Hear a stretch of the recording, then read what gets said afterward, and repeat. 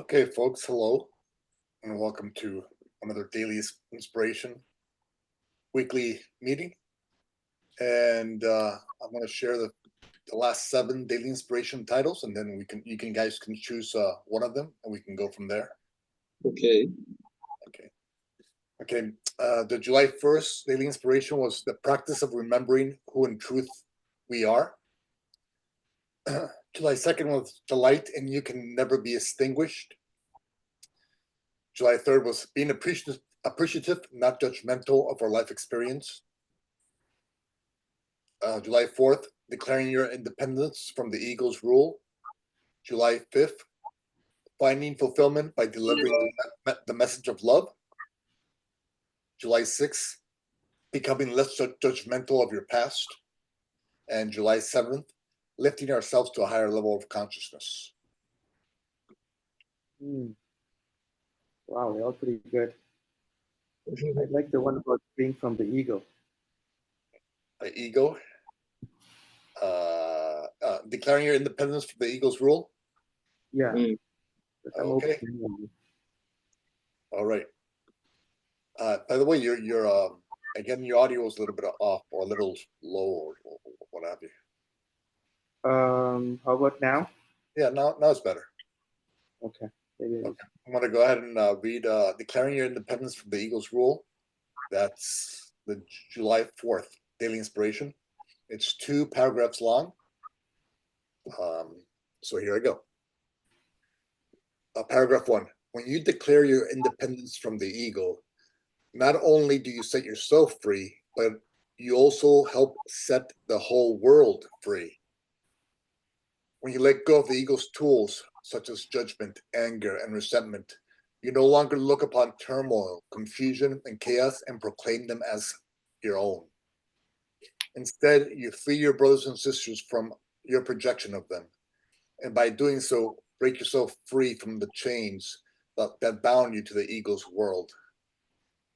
Today, close down the prison that the ego has designed for those it has taught you to judge and condemn.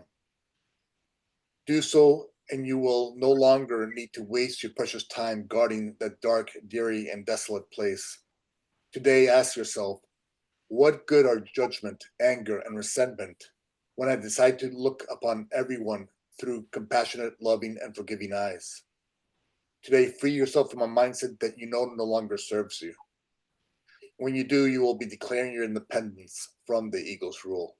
In paragraph 2. Today, let us become aware of what keeps us in prison within the ego's mindset and what helps us declare our independence from the ego's rule. Some thoughts and feelings that keep us in prison within the ego's mindset are judgment, anger, resentment, anxiousness, and fear. When we declare our independence from the ego, we consciously reject its demands and instead choose to align with and be guided by our eternal loving essence and nature.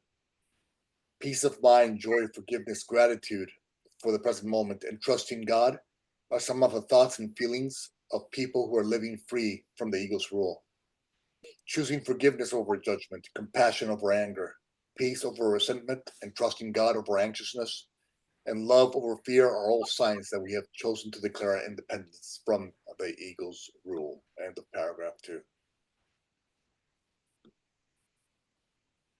Any questions or comments?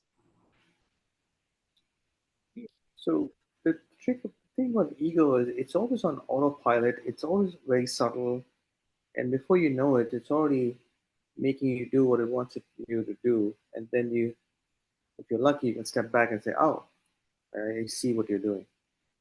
But it's like it's always got like it's smarter than you are. Like I always feel it's smarter than you are. That yeah, outsmarting it all the time isn't that easy.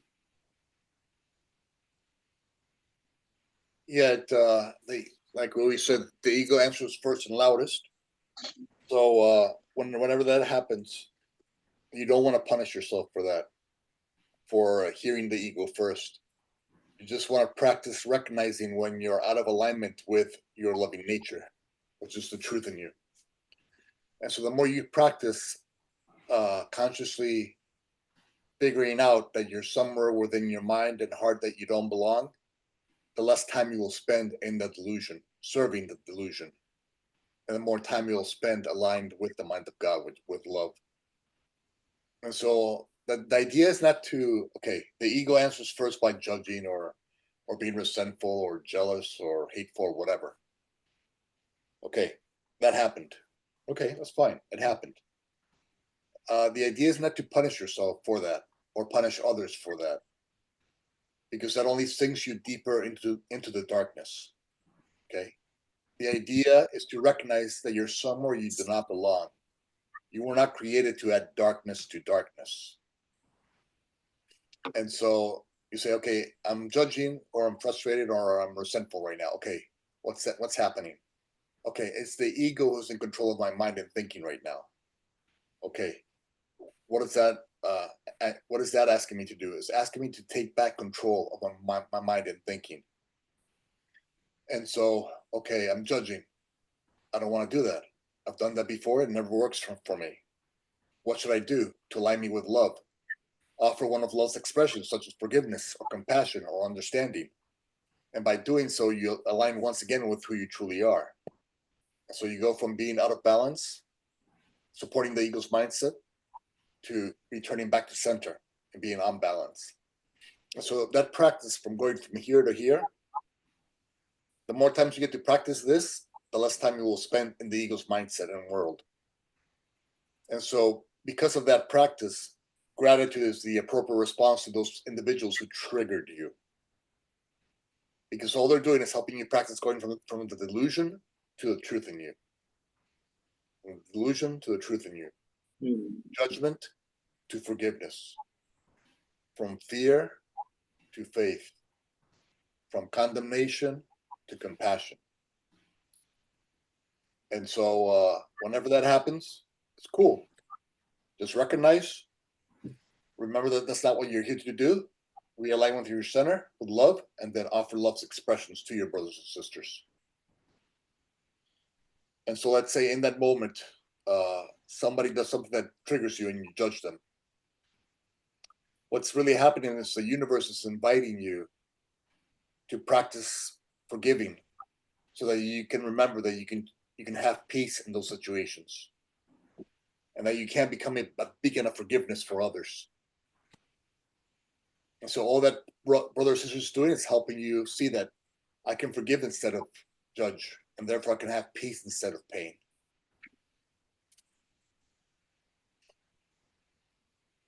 Any other comments or questions in regards to the egos trying to rule our minds?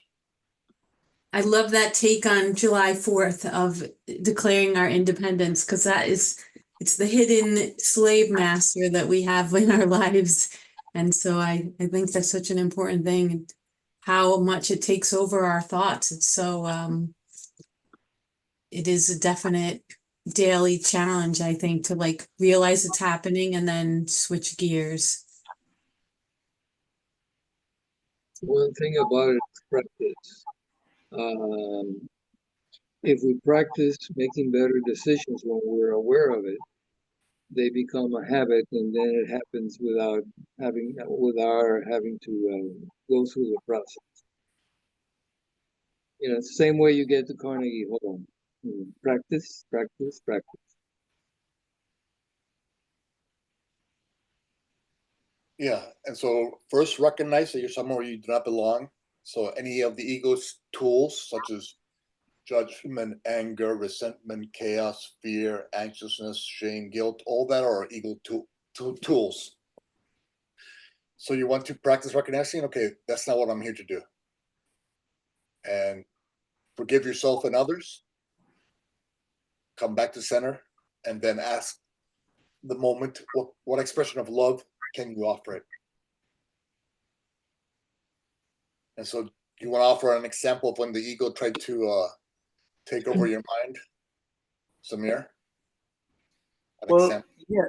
So this week last week I was in New York. I had to go make some doctor's visits, but I didn't tell uh, my mom and sister, my family back in India about it, that I was going to New York. Otherwise, they'd be asking all sorts of questions: Why are you going? When are you coming back? This, that.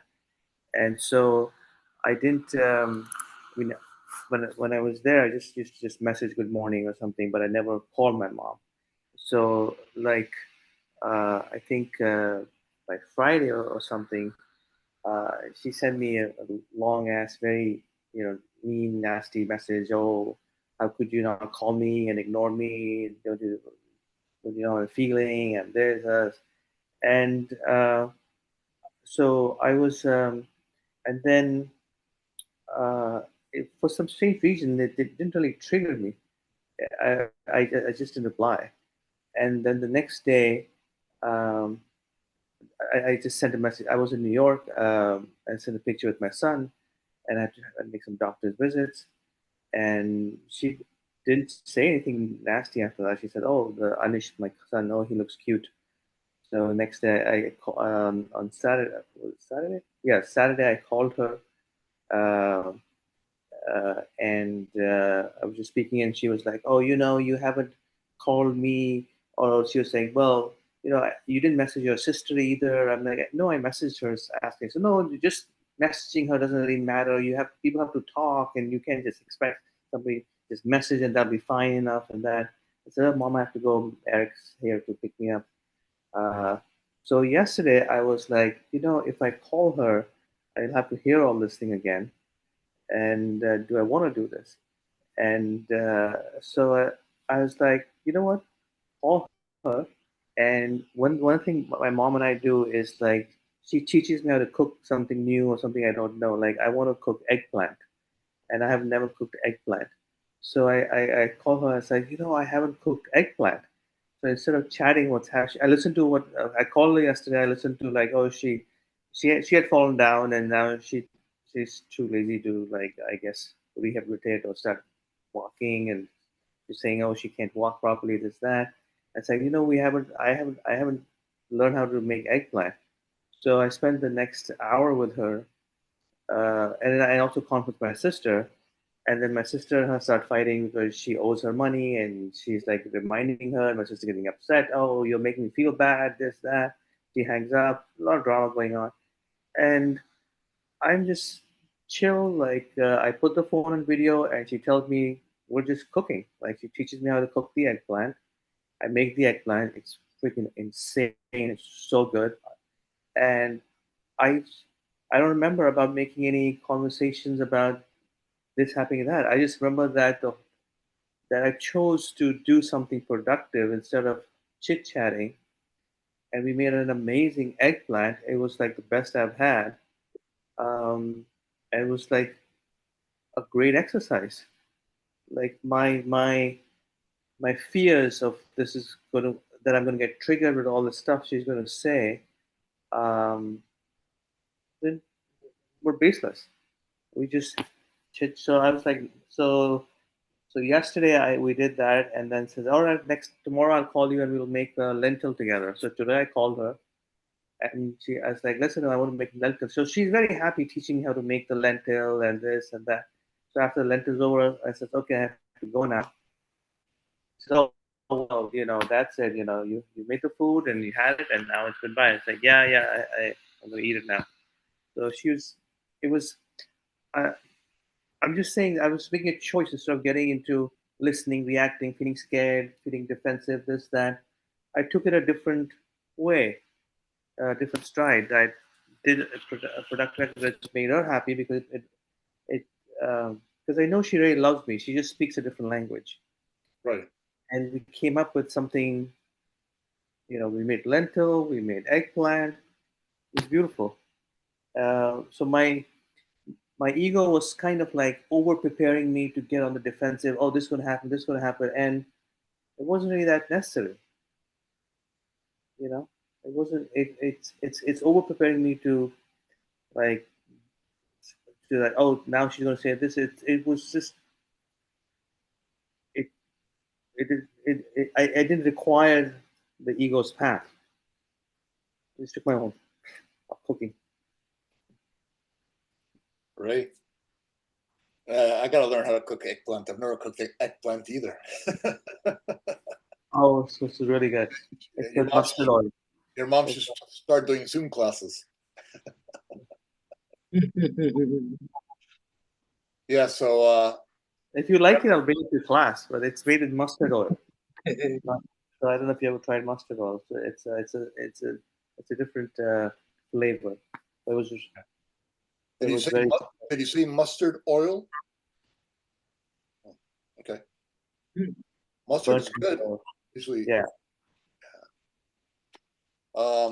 yeah. So you went into a situation proactively, like you knew you've already studied your past and the past. Um, I'm not sure how to say the past patterns, the past patterns. Okay, and you know where your past patterns take you. Usually, you know, your mom, you talk with your mom. Your mom says something to you that triggers you, and Mm. then you lose your peace of mind. But now you went into the interaction knowing, okay, I know the ego's going to try this again. You know, the ego's going to try to trigger me again. So I'm going into it with a plan already set. And that's very useful to go into situations proactively instead of reactively.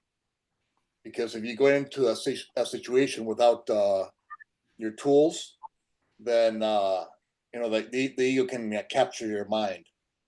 But if you go into a situation proactively, saying, "Okay, I have this plan, and the thing I'm going to do to maintain my peace is to guide my mom towards helping me do something new," Mm. and you did that, and the conversation was great. And I think we all know from our past experiences that our conversations with our moms or stepmoms or whatever, or mothers-in-laws, they're not always the easiest. And so it's good to be proactive. So you were proactive. You knew, okay, I get triggered sometimes in this situation. I'm not going to bring this tool to the situation so that I can lead it towards a place of productivity and peace. And that's what you did. And so you freed yourself from that enslavement of the ego and its past patterns, the way it captured you in the past. And you learn from that. And that's what we do with every situation where the ego tries to take control. Is to remember that we can have a choice. We have a choice. We can choose peace. We can choose the path to peace instead of the ego's delusionary mindset. Mhm. So that was a good job. Yeah. You know how you mentioned the ego answers first and loudest? How can we tell when it's not our higher self saying, like, warning us? Like, is the ego always the judgmental, fear-based thought, or can sometimes it be our higher self saying, don't do that. No, you shouldn't do that. Like, is there a way? Do you have any suggestions for discerning that? Yeah. Go ahead, Mike. Oh, did we? It depends on where the eventual, it depends on where the answer is coming from. I always say that no is the opposite of no, depending on where the or what's motivating the answer. No, I'm not going to talk to you because you're an idiot. That's defending your ego. No, I'm not going to talk to you because I'm here to be truly helpful and this is not helpful. That's the right answer. If you let, you know, notice that the ego is always going to be triggered and want to fight back, and you let it, you know, you let it be. And again, it's where our decisions come from. If they come from defending our ego from anger, and you know, then it's the wrong decision. If you say no because something is not helpful, something is harmful, you say no. Yeah, like we talk about sometimes in the traffic example. Like if somebody cuts you off, and if you don't put the brakes on really quickly, then then you're going to get into a crash. Mm-hmm. And so, in that sense, the universe is helping you refrain from a crash. And so it seems fear based, right? Because you're putting on the brake really fast, and yeah, you get your emotions up and your adrenaline up because of what happened, but it was happening for your good. And so all you have to do is take a breath and say, okay, thank you, thank you, reactions in my brain that, Mhm. that produced that fear or that self-awareness that I had to put on the brakes, or that showed me that there was some danger. And so there was danger and you reacted with fear, but it was a fear that helped you survive and come to a place of peace. And so it's the universe is always working on your behalf. And so just trust that whatever that reaction is, if you come from a place of love, even though it seems fearful, it's going to be, it's for your good and for your healing and awakening. And so and also, I mean, there's fears that are rational and fears that are irrational.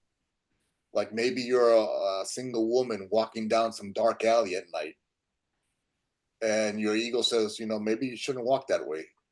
But is it the ego saying that, or is it the spirit saying that? It's still producing fear, but it's a fear that's protecting you, or it's a recommendation that's protecting you. So you can Mhm. see the ego can see it as fear, but you can see it as just the universe protecting you. And so you can be thinking that I'm not going down that alley because of fear, but in reality, you're not going down the alley because you have a gut feeling that it might not be the best thing for you to do. And so you still have fear, but you're using it to help you protect yourself. How do we distinguish between the gut feel and the ego manipulation? Hmm. Well, the gut feel is there's always angels protecting you, so to speak, and they always give you like little tips, energetic tips, and it goes into your gut, and uh, and so the universe is always protecting you. So just listen to your gut, and if the response is some form of peace, gives you some form of peace to the response, then it's coming from a higher place.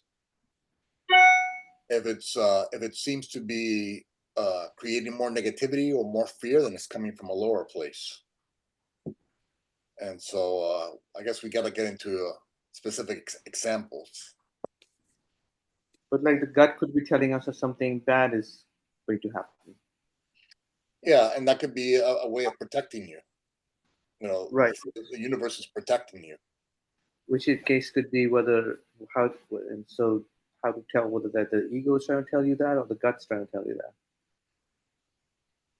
Yeah, it's uh, I'm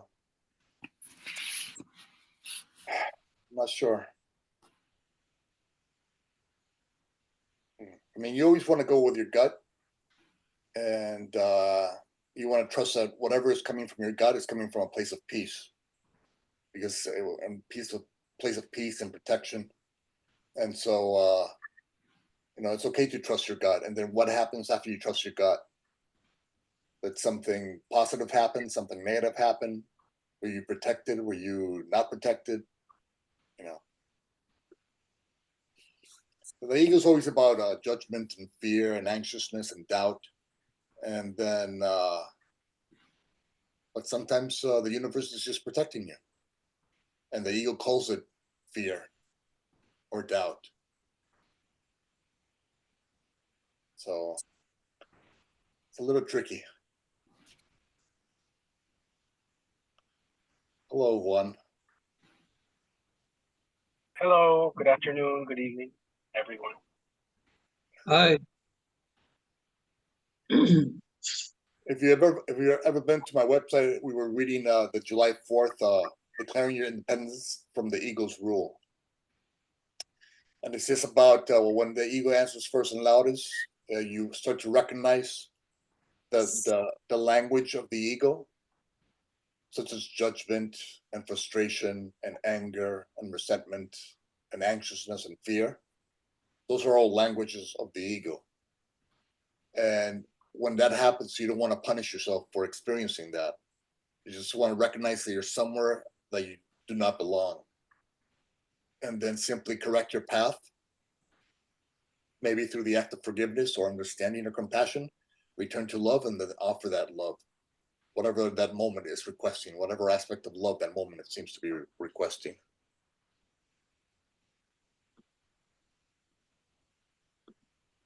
Any questions or comments? Yeah, I'll mention this. You know, we learn from our prior experiences, and we have a lot of decisions that are subconscious. Decisions, we're always making decisions, and most of them are subconscious. But if we practice making decisions, when we become aware of making conscious decisions, we develop new patterns. And not all the subconscious decisions are bad. I've given this example in the Sunday class before, but let's say you're driving down the highway and somebody cuts you off, and you have a couple of subconscious reactions. First of all, you slam on the brake. You notice that that's not a conscious decision. You don't sit there and think, should I slam on the brakes or not? By the time you realize that something happened, your foot's already on the brake. Well, then you look at it, it's not a bad decision. No, that's what purpose does it serve? Well, it serves to keep from crashing into a car in front. Well, that's a good purpose. Yeah, no problem with that. Yeah, that habit is a good habit. There's another habit you might like feel, you get really angry because somebody cut you off, and that's not a conscious decision either. You don't think about it. Okay, should I get angry or not? Oh yeah, I think I'm going to get angry and then get angry. No, it just happens. But you look at your decision. Is that what purpose is that serve? It's a good purpose. It just fries my liver. So, maybe before you got angry and by the time you got to the office, you were still angry. You start to look at the decision and let it go. Holy Spirit or Spirit, please help me with this. And you'll find that maybe next time that this happens, you get angry, but you get over it in 10 or 15 minutes or something. So you're not still angry when you get to the office. And you keep practicing, and eventually you get to a point where it happens. You say, it's pretty cool. This time I didn't get angry. It's like the guy who asked somebody in New York how to get to Carnegie Hall. And the New Yorker told him, oh, yes, practice, practice, practice. Just practice. Whenever you notice, yeah, this is a bad decision. It's just a learning opportunity. Yeah, I don't want to keep doing that. And as you practice, your ego learns, your ego changes, gets less angry.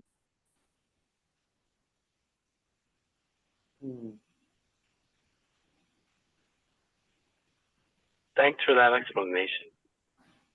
Oh, you're welcome. So, there are people that are still struggling at that level. My focus is not really so much at that. My focus is maybe not even beyond that. Maybe it's even less than that. It's just learning, listening to the body, not as a stranger or something that needs to be put into the bad category of the ego and all that other stuff. First of all, I want to take, just for everybody's general knowledge and full disclosure, I don't have a problem with ego, and I don't have a problem with my body. They're both not enemies in my mind. So what I've been working on has been about letting intuition, really deep connection to listening to the body, which is constantly connected to source. Mm-hmm. And will not lie to you. So a person can lie to themselves, oh, I'm doing so great about being healthy, and the body's saying something quite different. So what I've been working on is letting the body talk to me, which it's always been doing, and I've been pretty good about listening to it for its needs for a whole lifetime. So it's a delight to live in this body. And what I'm learning to do now, and I've on purpose been doing for the past 6 or 7 months, let it give me more higher order decisions. Use it intuitively, using its communication, sometimes feelings, what some people call gut reactions, but I find that it's not actually in the gut. It's more like up in the spleen area. And sometimes up in the eyebrows area. And the reason for that is, you know, if you choose to be a being like me who is seeking to be guided by truth and is seeking to be wide open to folks that maybe are innocently trying to, you know, tell truth, but in fact are just full of lies. And, you know, I mean, it's probably not a good idea to continue believing that people are innocent, et cetera, when in fact they're doing something else, even if they don't know it themselves that they're doing something else. So that's been my focus. Learning to see the body not as an enemy or as a distraction or as an illusion or anything else, but as a tool, like a chair or a roadmap or a tree. Neutral value, not a bad thing, not a good thing, just a tool that's real, that's here, that's given to me free to take care of and to love, and is constantly giving me all kinds of communication, which I can choose to take as a loving, guiding message.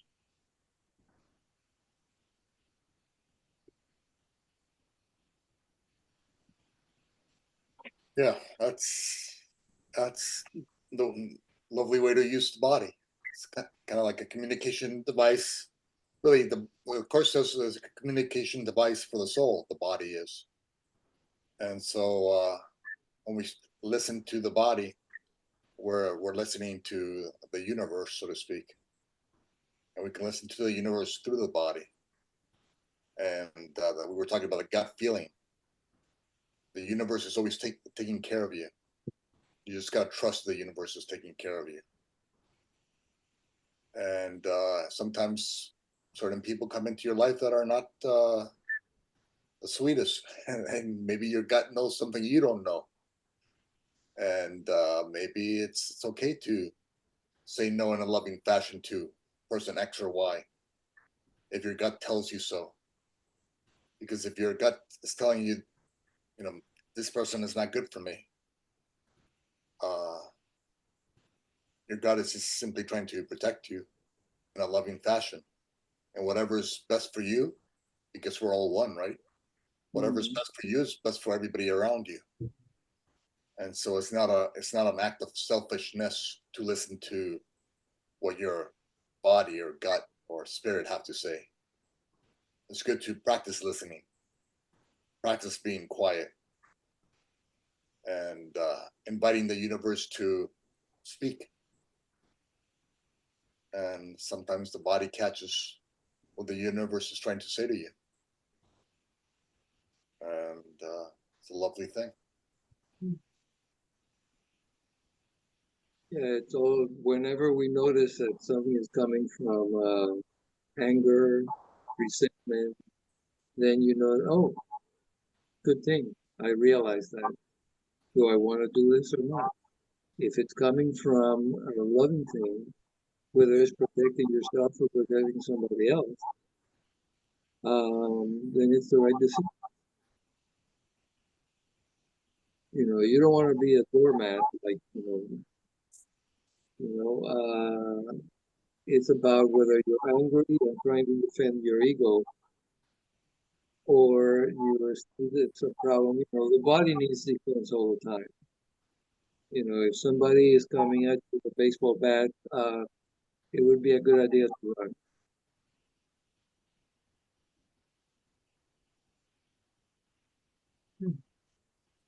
You know, not because you're angry, but because you don't want to get beat up.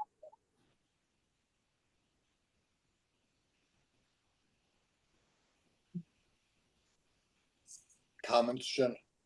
Questions? Well, I still like, it's still, I think, that the discerning between the ego's voice, the loud voice in my head that, that answers first, and discerning between sometimes, say, my higher self, like I'm trying to make some very big decisions, and there's so much unknown, and there's definitely, I guess, I grapple with the fear about, but I like the idea that Juan mentioned about listening to the body. So like, because I love it to be like a green light goes on that says this is your higher self, and a red light says this is your ego, but it doesn't make it that easy. It'd be nice if I can ask my body to give me an affirmation. Is that my higher self, or is that my ego? Like, because I'll sit there being like, okay, should I buy this giant expensive thing? And then no, is that the ego, or is that my higher self saying I shouldn't do it? And then I'm gonna just ask my body, like, give me like a very clear sign that it's the higher self, or the very clear sign that it's the ego, so that I want to have a little bit more clarity on making the best decision. So Yeah, whatever the best decision is usually brings you peace. So all you have to do is ask yourself, what decision right now would bring me the most peace? And then walk in that direction.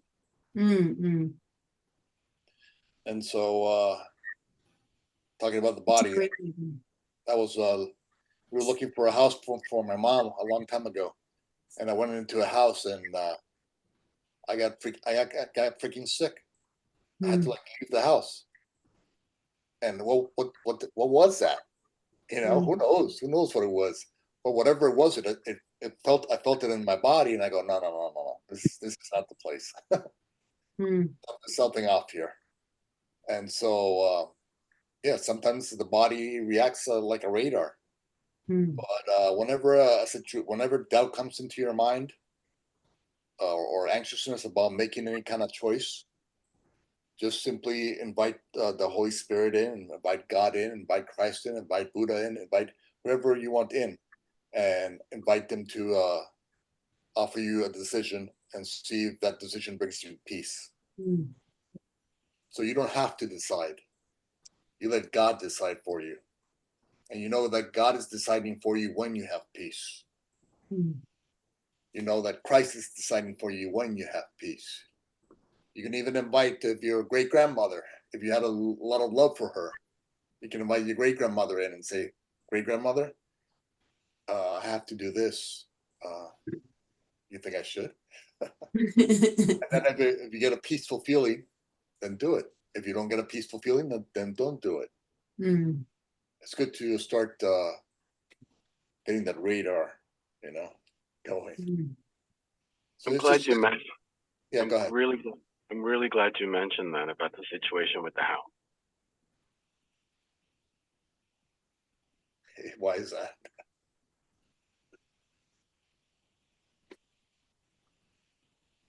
Still there, Juan? I think Juan is having some audio issues right now. Oh, so sorry. Okay, go ahead. Go ahead again. Oh, it's really great that you mentioned what you did about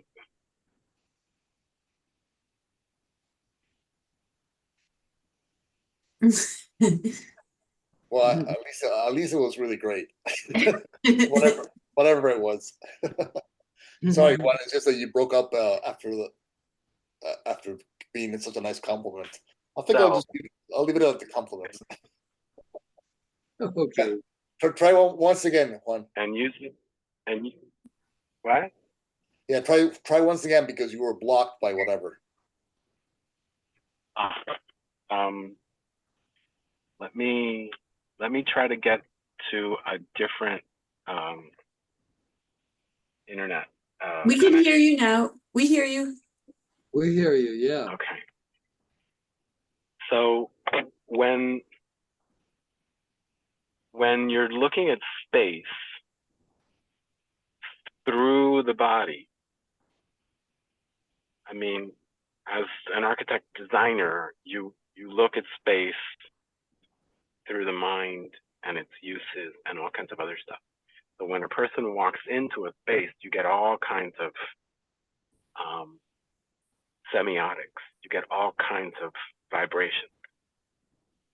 This is something most people ignore, and they just look for the sign for the elevator. But that's really, that's the baseball bat, the sign, where you ignore everything. And if we want to live with spirit, we have to live at a different level, not the baseball bat level, more nuanced, subtle level. And you inform yourself by, oh my God, I'm getting sick in here. Why? Well, because it's charged. The same thing is true when you, I don't know if anybody's ever done this, but if you have a relative who's passed away and you're used to going to their house and whatnot, and when you go to their house the next time, that place is empty, feel an emptiness. And it's not your brain feeling an emptiness, or it really is. If you do a meditation, you recognize the emptiness is somewhere, third chakra, and it's undeniable. I mean, if you're used to doing meditation and you have a relationship with your body,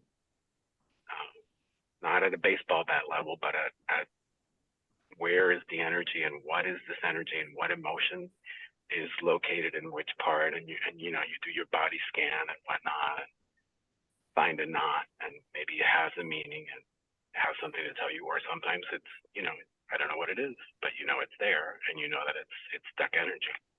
You can invite it to release and to let you know what is it that's there to know. And with willingness, it will eventually tell you.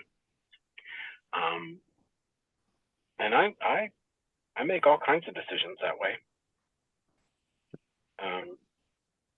But what I'm in the past 7 or so months, it's been about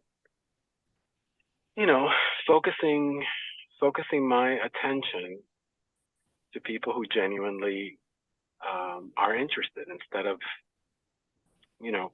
thinking everybody's good and everybody wants and everybody, et cetera, et cetera. No, there's some people who just do not. I mean, they pretend to want to learn meditation and they pretend to want to learn vegetarianism or whatever, but a month and a half into it, they discover, oh my God, this takes a lot of discipline, and they're like, oh, back to their old pattern. And I'm thinking it'd be better if I just don't waste an instant of time with these people who are really just charlatans. They say one thing but they do another, and that's fine. There's nothing wrong with them. They discovered that they didn't want to do that, and I'm trying to get to the point where I'm more sensitive, where I instantly discover, rather than a month later discover, these people aren't interested. You know what I'm saying? Yeah. And, Yeah, and actually, sometimes you can actually smell good and evil, and you can walk into a place and you can smell the rottenness, or you can smell the sweetness, and it right. doesn't have anything to do with a physical thing. It's just like Right. it's a spiritual smell, and you can actually smell. You can smell that stuff too if you're really in tune. So if you're I've done anywhere, that. yeah, if you're anywhere and you feel like a rotten smell, and it's not a physical thing, there's something not very light there. Yeah. So you want to stay away from those places. But if you go somewhere and there's a sweet, rosy smell, clean smell, equally so. The same thing with light. You can go into the two rooms that have the same exact windows, and one is brighter than the other, and it doesn't have to do anything with the sun. It just has to do with the energy within the room. And so when you go into a new house that you're trying to get, or you're going into like a new house, check out the light, feel the light. Is there really light in the house? Does it have a clean smell, a clean feel? And so you can there's a lot that we don't really deal with, or we're taught, but there's a lot available if you're open to it. And it's very simple to do. You just really have to, I mean, in terms of spiritual development, you have to get beyond just the bare minimum of being able to do a meditation so that you can start to see the gaps in between the thoughts and then stay there present enough to listen to the body, which, requires a lot of calming of the chatter so that you can pay attention to what's going on in the body and figure out what does that blockage of energy or that knot or something in the body that you just it's there, but I don't know what it is. I'm not quite right. I don't know what it is. And eventually it tells you if I listen. And Jennifer was asking about, how do you know if the decision is coming from the ego or not when you have doubt? And one of the things to do in those cases is become humble, because your expression of humility brings the light in. Okay. And so you humble yourself by stepping back and inviting God to decide for you, or inviting love to decide for you. Mm. And so you're just stepping back and saying, God, can you please recommend what I should do right now? And then do whatever that love recommends. And because you chose humility, you open that space up for the light to come through. Mm. If you choose the opposite of humility, you block the light. And then whatever decision you make, it's not going to come from a place of peace. Mm. And so, what would peace have me do right now? And then do that. Or invite the source in and ask him or her to offer you some guidance. And they're there. They're there for you. Invite the universe to make it clear to you what decision you should make. The universe is there for you. It's just that nobody talks to it. So I mean, there's a lot of help. There's a lot of help around. So use that help. Equally so, there's a lot of stuff that's not so helpful. Stay away from that stuff. Mm. Do you ever use your body as a pendulum? No, I haven't done that. No. So this is nothing new. It's probably 6,000 or 7,000 years old to muscle test using the body as a pendulum, and you simply focus, balance, and then watch which direction you go in. And if you go forward, then that's clear and evident. And if you go backwards, that's clear and evident. And if you're a person who is, undecided about whether you want to experience something that's challenging, then you'll discover that a lot of times, because some people even if they say they don't like it, some people like the conflict. So you can discover that, you go forward when, in fact, others of us who, focus on peace and we'll just, slightly lean back. But if you focus on peace and if you focus on no drama, that doesn't mean that you're like handicapped. I can never have an angry moment. I can never have it.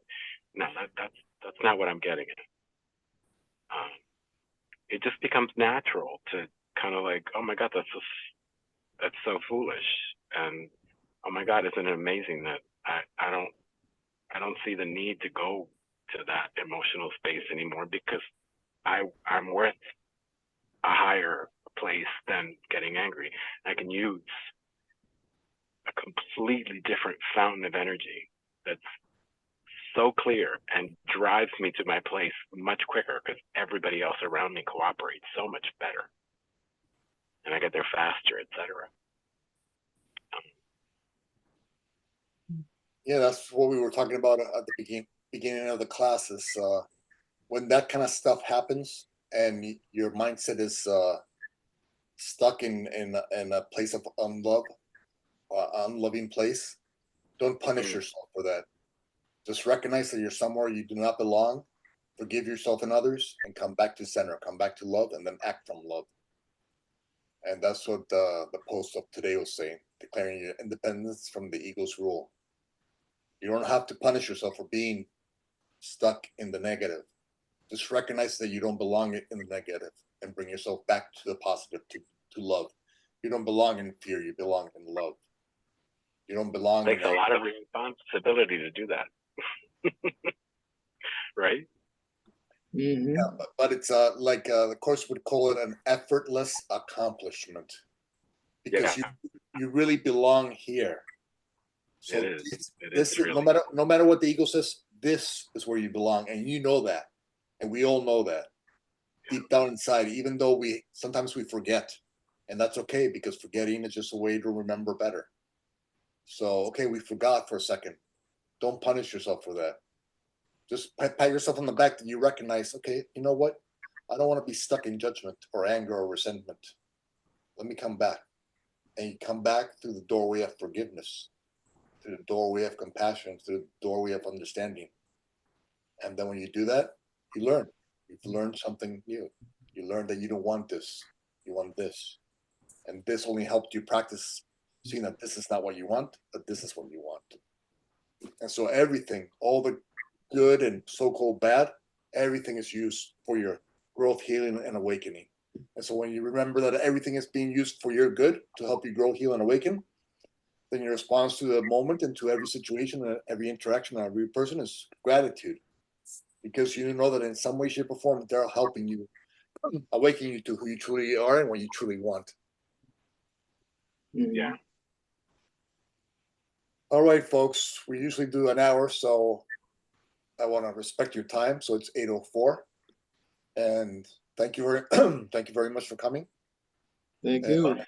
Any Thank any final questions or comments before we close? No, I just want to say I'm grateful. Yeah, Oh, thank you. I appreciate all the ideas I got. I'm going to put them into force. And I love, Samir, how you pick something to do with your mom that brings out the love. Like, I think that's such a great way to work with your mom, is focus on what she could do to be loving. And that's just a nice solution you have. Thank you. It's inspiring. Yeah, you proactively align with love, with who you truly are, and then you manifested that in that conversation. So that was a very good step, very good lesson for everybody. All right, folks. Thank you very much. Thank you, Thank Mike. you. Thank you, Mary. Mary, did you have any questions or comments before we leave? Because I didn't include you in the end, just in case. Okay, just making sure. All right. Thank you, folks. Good night. Good Good night. night. Bye. Thank you. Bye. Bye.